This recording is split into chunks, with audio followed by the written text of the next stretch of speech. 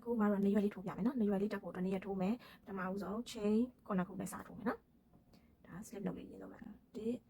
3 4 5 6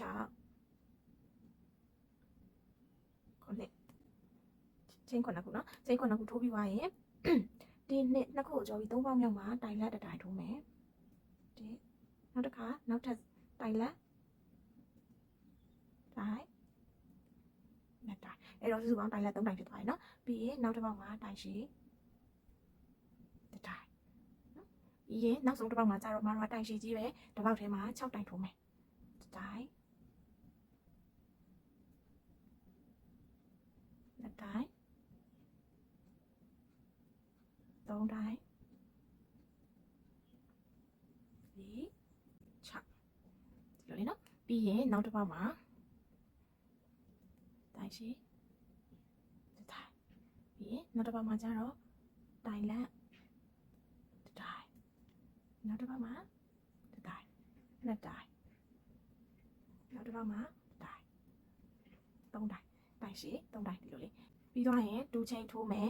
ဒီပေါက်ကလေးထဲမှာပဲရှက်ကော်လေးနဲ့ယူပြီးတော့ဆက်လိုက်မယ်နော်ဒါဆိုရင်ဒီလိုလေးရပြီဖုန်းလေးတစ်ချက်ထိုးပြီးတော့ချီဖြတ်လိုက်မယ်နော်ပြီးရင်ခုဒါနောက်ထပ်ချီတရားပေါ့နော်နောက်ချီတရားပြောင်းမယ်ဗန်းရောင်လေးနဲ့ချီရောင်ထူမယ်ဘယ်ကနေစယူလဲဆိုဒီမှာနော်ဒီမှာ2 chain တက်ထားတာရဲ့ဒီပုံမှာတိုင်လေးရှိတယ်အဲ့ရနေပြီးတော့ချီကိုယူမယ်ပြီး1 chain ပြီးအဲ့ထဲမှာပဲတိုင်တို့တစ်တိုင်ထိုးမယ်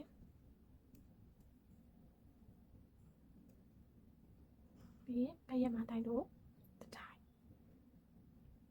နောက်ကဲရမှာတိုင်တို့တစ်တိုင်ကဲရမှာတိုင်တို့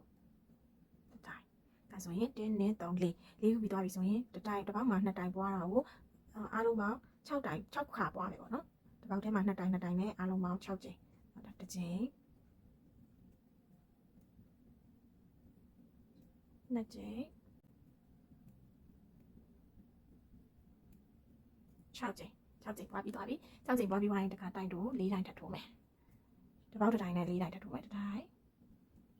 2တိုင်3တိုင်4တိုင်ပြီးသွားရင်တစ်ပေါက်ကို2တိုင်နဲ့2ခါပြန်ပွားမယ်1 2 2ခါတစ်ခါ1 2 2ခါအဲဆိုတော့တစ်ခါ2ခါပြီးသွားရင်အမတို့ကနောက်တစ်တန်းအနေနဲ့ဒီပုံမှာရှက်ကော်လေးတွေနဲ့အနာကုတ်မယ်1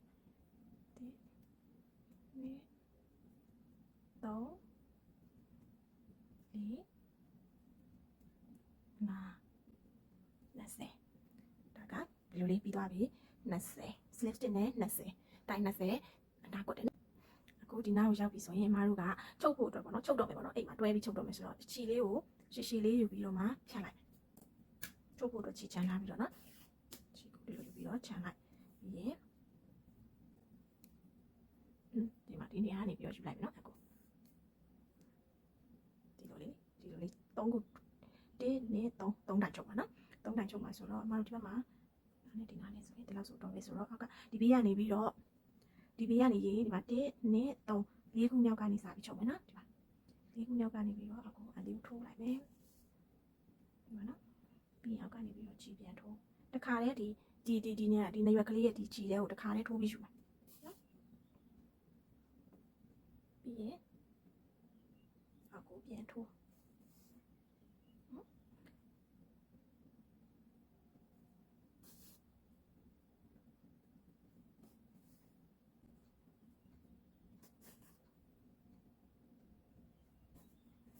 ဆိုရင်ရပြီနော်ခိုင်သွားပြီဆိုတော့ဒီဘက်ကနေပြီးတော့မှဒီဘက်မှာခိုင်အောင်လို့ဒီဘက်ထဲမှာတုပ်လိုက်မယ်နော်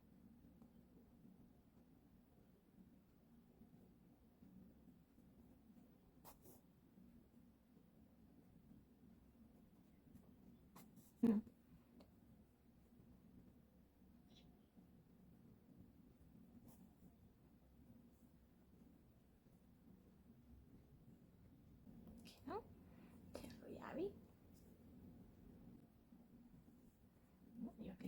နေရာတစ်ဖက်ရပြီနော်ဒါဆိုရင်ဒီဘက်ကိုလည်းနောက်ထပ်ဒီလိုနေရာကလေးထိုးပြီးတော့တက်လိုက်ရောရပြီနော်အဲဆိုရင် ဆိုရင်နှစ်ဖက်လုံးပြီးသွားလို့ရှိရင်ကျိုးထိုးတာလေးကိုပြန်ပြပေးမယ်နော်